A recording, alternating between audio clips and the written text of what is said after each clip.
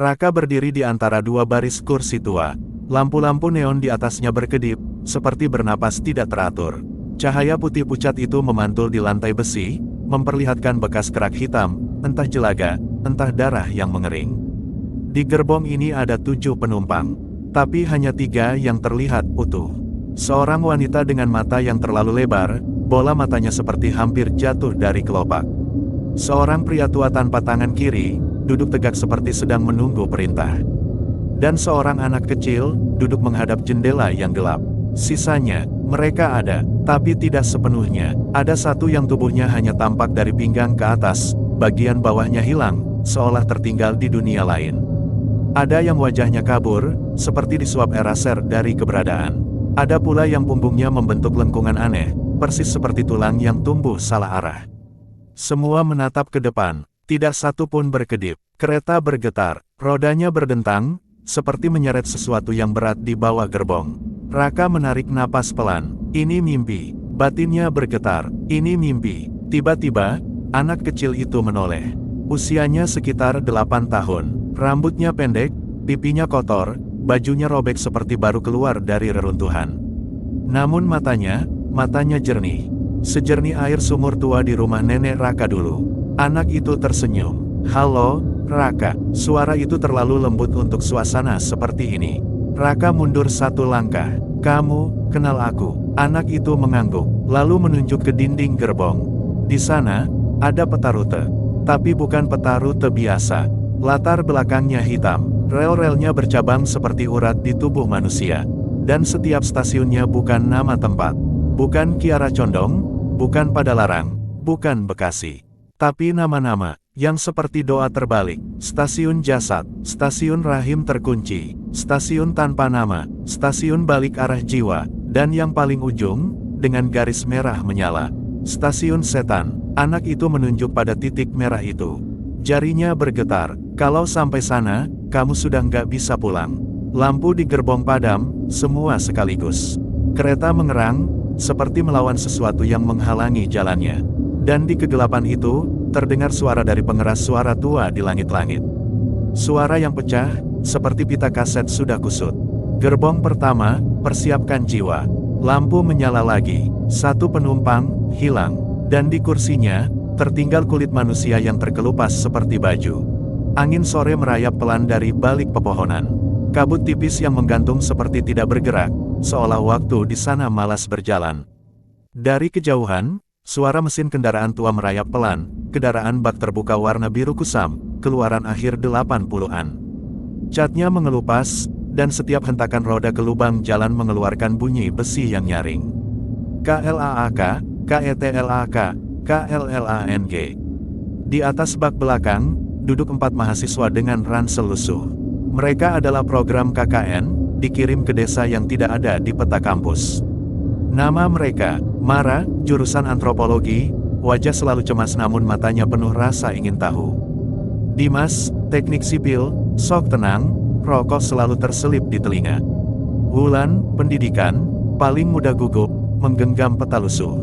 Bagas, peternakan, tubuh paling besar, tapi paling sering melamun. Di jok depan, sopir tua dengan rambut memutih setengah, memakai kemeja coklat yang sudah pudar warnanya. Tidak ada yang tahu namanya. Tidak ada yang berani tanya. Ia tiba-tiba berbicara tanpa menoleh. Kalau nanti gerbangnya sudah terlewati, jangan nengok ke belakang. Apapun yang kalian dengar, jangan nengok. Dimas tertawa pelan, mencoba mencairkan suasana. Pak, ini seperti film horor saja. Sopir itu tidak merespons. Jemarinya mengetuk setir perlahan, mengikuti irama yang tidak jelas. 5 ketukan, berhenti. 4 ketukan, berhenti. 5 lagi, seperti kode yang hanya dia sendiri yang mengerti. Saat melintas gerbang, mereka melewati gerbang kayu itu. Udara langsung berubah. Bukan dingin biasa, lebih seperti ruang kelas kosong yang sudah bertahun-tahun tidak dipakai. Aroma kapur lembab dan kayu busuk memenuhi udara. Wulan spontan merinding. Telinga Mara menangkap sesuatu. Suara samar, seperti orang berbisik. Tapi bukan bahasa yang ia kenali. Leneng, peneleng, Leng, leng.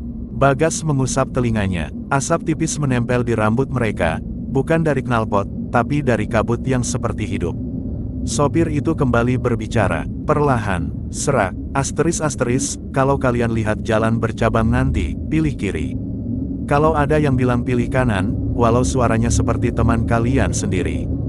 Jangan dengar, tidak ada yang bicara, suara kendaraan menemani ketegangan. Beberapa kilometer kemudian, Mara mengeluarkan catatan. Tulisannya bergetar karena jalanan berlubang. Catatan lapangan, Mara ditulis terburu-buru. Pukul 16.48 waktu Indonesia Barat, gerbang Desa Pineleng. Tidak tercatat di peta. Pukul 16.50 waktu Indonesia Barat, mendengar bisikan. Tidak jelas sumbernya. Sopir memberikan instruksi aneh. Apakah sugesti atau budaya lokal? Perlu diteliti. Kenapa udara seperti lebih berat? Kenapa tidak ada suara burung? Tinta pena berhenti. Ada sesuatu yang melintasi jalan di depan mereka, sekilas, seperti bayangan kecil. Bukan manusia, bukan hewan besar, lebih seperti seikat kain putih yang ditarik angin, tapi angin sedang mati. Sopir mengerem. Bagas hampir terjatuh. Semua membeku. Bayangan itu berhenti di tepi jalan. Menoleh. Tidak ada wajah. Hanya bentuk kepala, tapi rata. Seperti kain kosong, tapi padat. Lalu hilang, seperti tersedot ke dalam tanah. Sopir menghela napas panjang. Ingat, jangan pernah bilang nama tempat ini setelah keluar. Kalian sudah dipanggil, bukan datang. Mara mengernyit. Dipanggil. Siapa? Untuk apa? Sopir melanjutkan, dengan suara rendah hampir seperti gumaman. Karena, yang mengundang kalian, bukan manusia. Kendaraan tua itu berhenti pelan di titik di mana jalan bercabang dua. Yang kiri tampak lebih lapang, meski kabut masih menggantung, sementara jalan kanan tertelan gelap seperti mulut gua. Tidak ada suara, bahkan jangkrik pun seperti enggan bicara di tempat itu. Sopir tua menghela napas panjang. Ia mematikan mesin. Sunyi langsung menelan suara dunia. Mulai dari sini, kalian jalan kaki. Aku nggak bisa lanjut. Bagas ingin bertanya kenapa, tetapi bibirnya terasa berat. Seperti ada sesuatu yang menahan suaranya. Mara turun dari bak belakang, sepatu ketsnya tenggelam sedikit di tanah lembab. Saat udara dari jalan kanan menyentuh kulitnya, ia merasakan sensasi seperti tangan dingin menyusup melalui jaketnya, pelan, menelusuri tulang belakang. Bisikan, Mara memejamkan mata sejenak, dan saat itulah ia mendengar suara itu. Suara perempuan, samar, tapi jelas menyebut namanya. Mara, sini. Suaranya seperti suara Wulan. Mara menoleh ke kanan. Kabut di jalan itu bergerak, seperti sedang bernafas. Membentuk celah, seolah mengundang. Wulan, yang berdiri di sebelah Mara, menggenggam lengannya dengan kuat.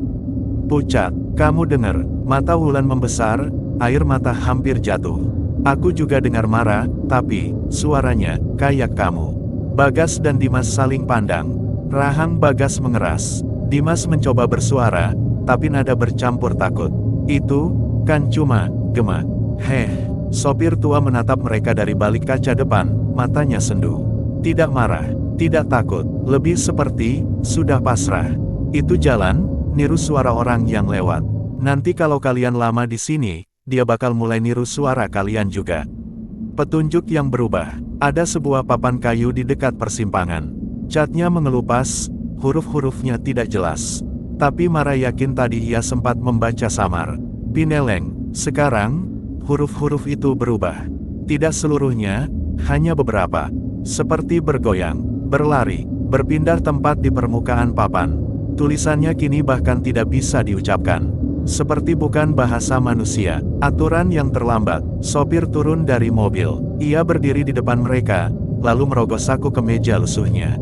Mengeluarkan seutas tali yang di ujungnya menggantung sebuah cincin kuningan kecil. Cincin itu kelihatan tua, sangat tua. Permukaannya kusam, tapi ada guratan seperti aksara yang sudah hampir hilang. Kalau nanti kalian masuk desa, jaga ini. Ia menyodorkan cincin itu pada Mara. Jangan sampai jatuh. Jangan sampai hilang. Jangan sampai disentuh orang yang kalian gak kenal. Mara menggenggam cincin itu. Beratnya tidak seberapa, tapi saat menyentuh kulit, terasa seperti ada denyut kecil. Seperti benda itu punya nadi sendiri. Kalau salah satu dari kalian manggil, yakini dulu dia benar-benar ada di hadapan kalian. Sopir menunduk. Di sini, mata sering bohong. Dan telinga, lebih jahat dari setan. Pukul 17.22 waktu Indonesia Barat. Langit makin gelap, padahal seharusnya masih sore. Aroma tanah basah berubah jadi lebih tajam. Seperti bau rumah kosong yang hampir roboh, bercampur sesuatu yang tidak enak, seperti bunga yang busuk terlalu lama. Mereka memutuskan untuk mengikuti jalan kiri. Meski suara dari kanan terus memanggil. Mara, sini, Bagas, Wulan. Suaranya seperti datang dari jauh. Tapi juga seperti berdiri tepat di belakang mereka. Mara memegang cincin itu erat-erat. Dan dengan langkah berat, mereka mulai masuk lebih dalam. Ke dalam Pineleng. Ke dalam undangan yang bukan dibuat untuk manusia. Kabut seperti menelan cahaya. Sopir mematikan mesin truk, bunyi mesin mati terasa seperti tarikan napas terakhir. Tanpa suara kendaraan, barulah mereka sadar. Desa ini terlalu hening. Tidak ada suara ayam, tidak ada air mengalir, tidak ada pintu berderit, tidak ada suara langkah. Seperti desa ini masih bernapas, tapi menahan napas. Sopir menunduk, rahangnya mengeras. Aku antar sampai sini, kalian lanjut sendiri. Kalau aku masuk terlalu dalam, nanti aku lupa jalan pulang. Bagas mengerutkan dahi, lupa. Maksudnya, sopir mengangkat tangan. Diam, jangan bertanya, ingat arah paling terang. Kalau ragu, merem saja. Ia masuk ke dalam truk, menutup pintu. Tidak berkata apa-apa lagi. Dimas memberi kode pada yang lain untuk turun. Gugup, tapi menahan gengsi. Saat mereka melangkah melewati gerbang batu itu, udara berubah. Bukan dingin, tapi seperti kulit mereka disentuh dari dalam. Seolah ada yang menyapa dari balik tulang. Rumah pertama, rumah panggung kayu berdiri di kanan jalan. Pagar bambunya masih baru, kontras dengan cat rumah yang mengelupas dan atap genteng yang bolong. Ada lampu minyak tergantung di teras, nyalanya lembut kuning. Dari dalam rumah, terdengar bel sepeda dibunyikan 2 kali. Tring, tring, Wulan menelan ludah. Ada orang. Akhirnya, Dimas mengetuk pintu pelan. Tok, tok, tok, sunyi. Lalu, pintu terbuka. Seorang perempuan tua berdiri di ambang pintu. Tubuhnya membungkuk, rambutnya disanggul rapi. Kebaya hitamnya tampak baru disetrika. Di bajunya tersemat bros ukiran bunga Kamboja. Senyumnya manis, sangat manis, terlalu manis. Kalian, sudah datang. Suaranya seperti ibu yang menyambut anak pulang sekolah. Bagas maju. Iya, Bu, kami rombongan mahasiswa KKN. Dari, tidak usah sebut dari mana. Senyumnya tidak berubah. Nanti kalian ingat, atau nanti kalian lupa. Itu biasa. Mara merasakan bulu kuduknya meremang. Warga pertama, dan sudah terasa, tidak benar. Tapi ada sesuatu yang lebih salah. Di dinding belakang perempuan itu, di ruang tamu, tergantung bingkai foto. Foto besar, rapi, tersusun, seperti dokumentasi acara resmi desa. Dalam foto itu, ada 4 orang muda berdiri. Wulan, Dimas, Bagas, dan Mara, dengan pakaian yang tidak pernah mereka pakai. Dengan wajah yang sedang tersenyum. Di bawah foto tertulis, KKN Desa Pineleng, Angkatan 1990. Padahal hari ini baru hari pertama mereka datang. Wulan hampir muntah. Mara mundur 1 langkah, lututnya goyah. Bu, foto itu, kok bisa? Perempuan itu menjawab, suaranya pelan. Loh, kok bisa tanya? Itu kan kalian. Kalian sudah pernah di sini. Matanya memicing manis. Senyumnya tidak pernah turun. Kalian pulang untuk kedua kali. Tiba-tiba ada suara langkah di belakang mereka. Bukan 1, bukan 2, banyak. Mereka menoleh pelan.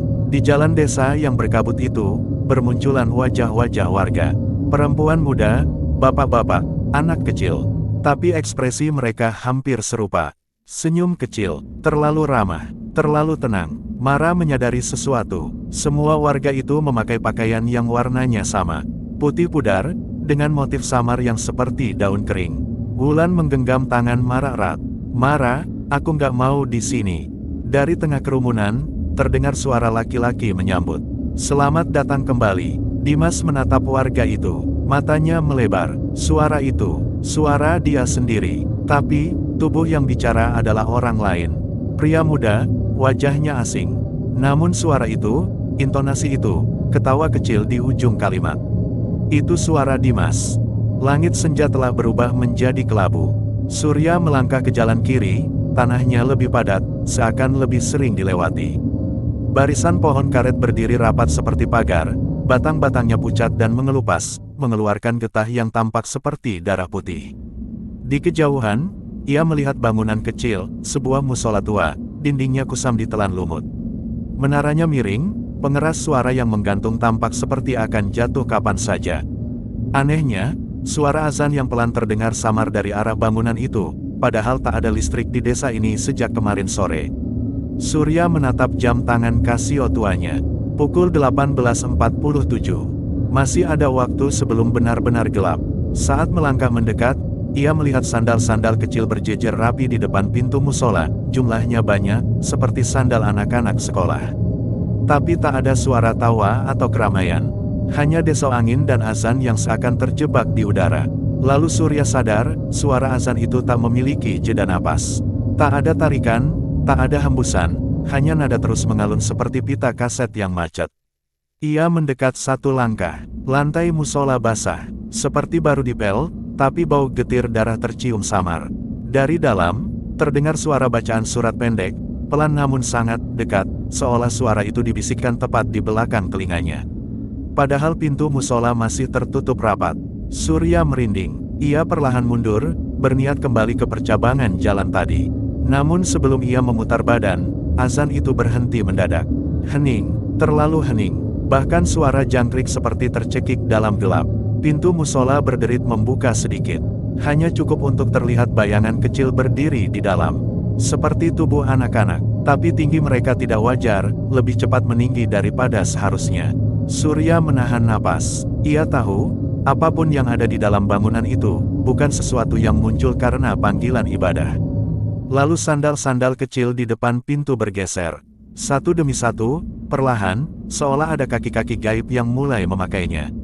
Dan dari dalam musola, terdengar suara tawa kecil, riang, serempak, namun salah. Seperti suara anak-anak yang diputar terbalik. Surya lari. Kali ini ia tidak berani menoleh. Malam turun tanpa benar-benar gelap. Langit desa Pineleng berwarna abu-abu pekat, seperti kertas basah yang tak pernah kering. Lampu minyak di teras rumah-rumah warga menyala satu persatu, tapi cahayanya pendek, tidak sampai ke tanah. Bagas kembali dengan napas terengah. Wajahnya pucat, matanya merah seperti kurang tidur berhari-hari.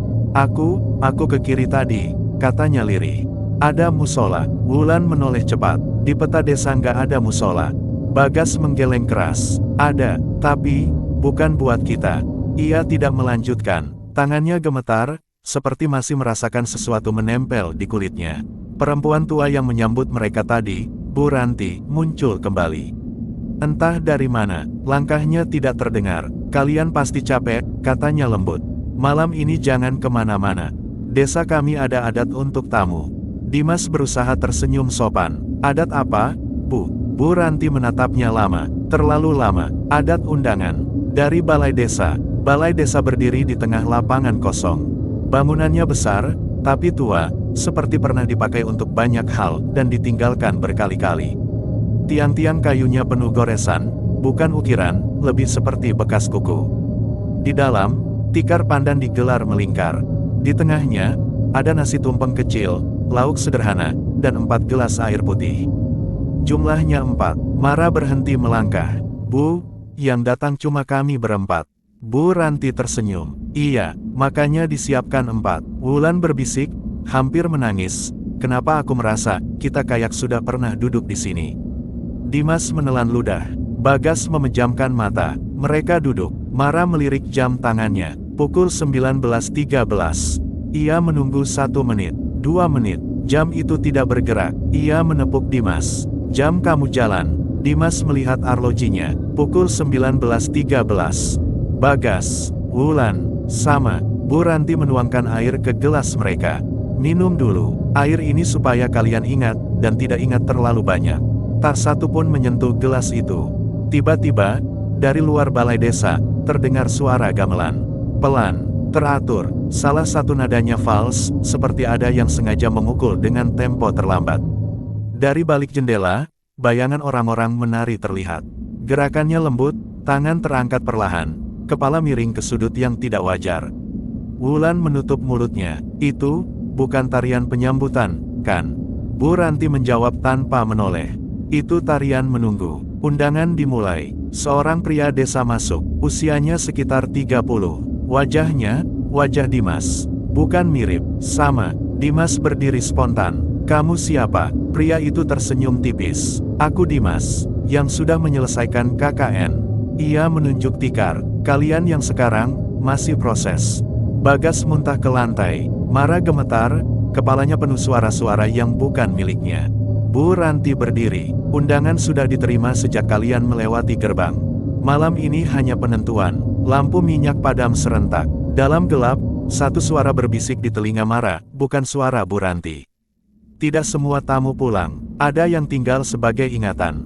Saat lampu menyala kembali, satu kursi kosong. Dan di atas tikar, tertinggal sepatu yang dikenali semua orang. Sepatu milik Wulan. Tidak ada yang berani menyebut nama Wulan. Sepatunya masih di tengah tikar. Tali kirinya terurai, seperti dilepas tergesa. Masih hangat. Mara berdiri perlahan. Lututnya hampir tidak kuat menahan berat tubuhnya sendiri. Bu, Wulan kemana? Bu Ranti memungut sepatu itu. Gerakannya hati-hati, seperti sedang memegang barang pecah belah. Dia tidak kemana-mana, jawabnya lembut. Dia hanya, lebih dulu. Dimas menggeleng keras. Ini nggak masuk akal. Tadi dia duduk di sini. Kalau ini semacam lelucon, jangan keras-keras, potong Bu Ranti. Yang belum selesai tidak suka diingatkan. Bagas menatap pintu balai desa. Ia sadar sesuatu, gamelan sudah berhenti. Tapi gaungnya masih terasa di dada, seperti detak jantung yang bukan milik mereka. Di tikar sekarang hanya ada 3 gelas air. Bukan dipindahkan, bukan disingkirkan. Seolah sejak awal memang hanya ada 3. Mara memejamkan mata, mencoba mengingat. Apakah tadi benar-benar ada 4? Kepalanya sakit. Ingatan tentang Wulan mulai retak, seperti foto lama yang warnanya luntur. Ia ingat senyum Wulan, ia ingat suaranya, tapi ia mulai kesulitan mengingat wajahnya. Dimas berdiri di depan kaca tua di sisi balai desa. Kaca itu kusam, bernoda, mungkin sudah puluhan tahun tidak diganti. Ia menatap bayangannya sendiri, lalu berkata pelan, "Kenapa aku kelihatan lebih tua?" Mara menoleh cepat. Di pantulan kaca, Dimas terlihat kurus, matanya cekung, rambutnya mulai memutih di pelipis. Seperti seseorang yang sudah tinggal terlalu lama di tempat ini. Bagas mendekat, pantulannya sendiri membuatnya terhenyak. Ia melihat bekas luka di lehernya. Bekas jari, padahal ia tidak merasa dicekik. Bu Ranti berdiri di belakang mereka. Pantulannya tidak ada. Mara membuka buku catatannya. Halaman-halaman sebelumnya masih ada, tulisan tentang gerbang, jalan bercabang, musola. Tapi di halaman paling akhir, ada tulisan baru. Tulisan tangannya sendiri. Hari ke-14. Dimas mulai lupa nama ibunya. Bagas sering bicara sendiri. Wulan sudah menyatu dengan desa. Aku yang terakhir. Tangannya gemetar hebat. Aku, nggak nulis ini. Bu Ranti tersenyum tipis. Belum, katanya. Tapi nanti. Dari luar balai desa, terdengar suara rumah berderit. Bukan karena angin sudah lama mati. Tanah bergetar pelan. Bukan gempa, lebih seperti sesuatu yang membalikkan badan dalam tidur. Bagas jatuh terduduk. Desa ini hidup. Bu Ranti mengangguk. Bukan hidup seperti kalian, tapi hidup karena diingat. Ia memandang Mara lama. Dan ingatan, harus punya penjaga. Lampu minyak berkedip. Bayangan di dinding memanjang, saling tumpang tindih, ada lebih dari 3. Padahal yang berdiri di ruangan itu hanya 3 orang. Dari luar, terdengar suara langkah kecil. Ringan, teratur, seperti langkah orang yang sudah hafal jalan pulang. Seseorang mengetuk pintu balai desa. Tok, tok, suara perempuan memanggil lembut dari luar. Mara, giliran kamu. Suara itu suara Wulan. Tok, tok, ketukan itu tidak keras, tapi terasa dekat sekali, seperti berasal dari dalam dada Mara sendiri. Tidak ada yang bergerak. Dimas memandang pintu, lalu ke Mara. Matanya merah, bukan karena menangis, karena tidak tidur, atau karena mimpi yang menolak pergi. Jangan buka, katanya pelan. Kalau kamu buka, berarti kamu setuju. Setuju apa? Suara Mara hampir tidak keluar. Bagas tertawa kecil. Bukan tawa senang, tawa orang yang sudah terlalu capek untuk takut.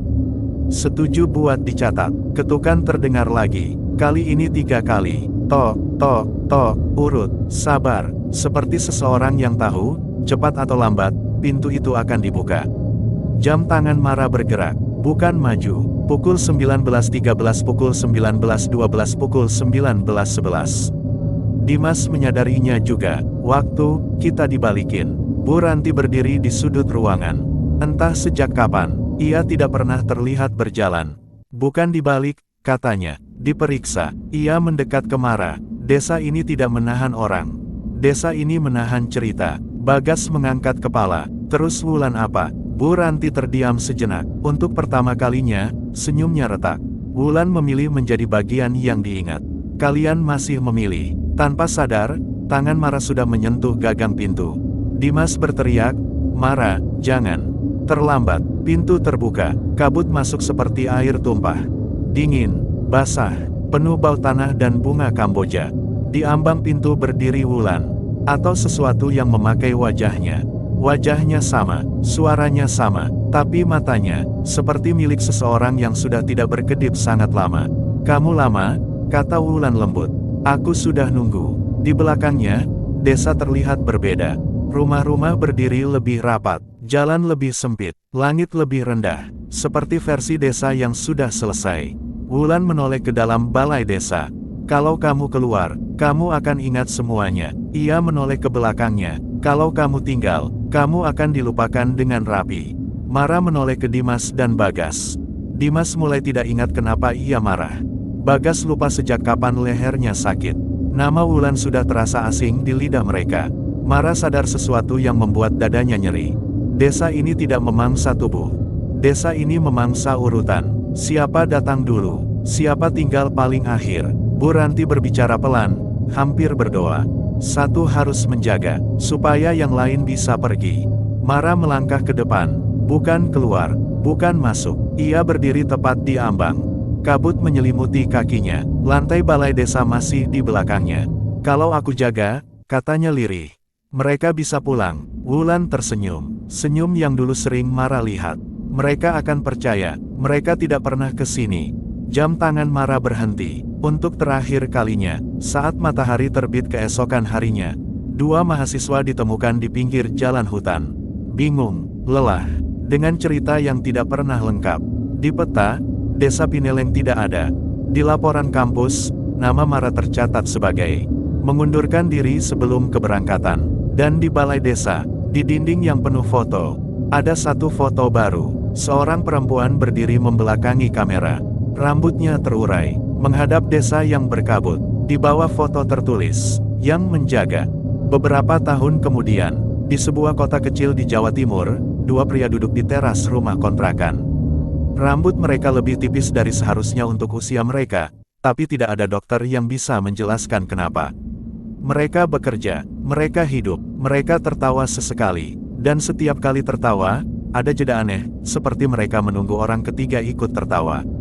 Lalu lupa kenapa menunggu. Dimas sering terbangun pukul 19.13. Selalu jam itu, jantungnya berdebar, keringat dingin, dengan rasa kehilangan yang tidak punya nama. Bagas tidak suka kaca, ia menutup semua cermin di rumah. Katanya, pantulan membuat lehernya nyeri. Mereka tidak pernah membicarakan masa KKN. Karena di dalam laporan kampus, kegiatan itu dibatalkan. Suatu sore, seorang pengendara motor tersesat di jalan hutan. Ia melihat gerbang kayu tua. Tulisan di atasnya sudah pudar. Ia berhenti. Di balik gerbang itu, kabut bergerak perlahan. Tidak mengancam, tidak memanggil, hanya menunggu. Di dalam desa, seorang perempuan menyapu halaman balai desa. Rambutnya panjang, terikat sederhana. Wajahnya tidak tua, tapi matanya seperti menyimpan terlalu banyak sore. Ia berhenti menyapu saat mendengar langkah mendekat. Seorang perempuan tua, Bu Ranti, berdiri di sampingnya. Masih ada yang tersisa? Tanya Bu Ranti pelan. Perempuan itu mengangguk, sedikit, tapi cukup. Bu Ranti tersenyum, kali ini bukan senyum yang dibuat-buat. Bagus, desa ini tidak suka lapar. Di dinding balai desa, foto-foto lama tergantung rapi. Wajah-wajah yang tidak dikenali siapapun di luar desa. Di sudut paling bawah, ada satu foto baru. 4 mahasiswa berdiri menghadap kamera. 3 tersenyum canggung, 1 membelakangi kamera. Waktu pada foto itu tidak bisa ditebak. Di bawahnya, tulisan tangan halus. Tidak semua yang datang menjadi tamu. Tidak semua yang tinggal menjadi korban. Di dunia luar, orang-orang percaya bahwa desa yang hilang hanyalah kesalahan peta. Di dalam kabut, desa itu bernapas pelan, dan selama masih ada yang mengingat, meski tanpa tahu apa, desa Pineleng tidak akan pernah benar-benar ditinggalkan.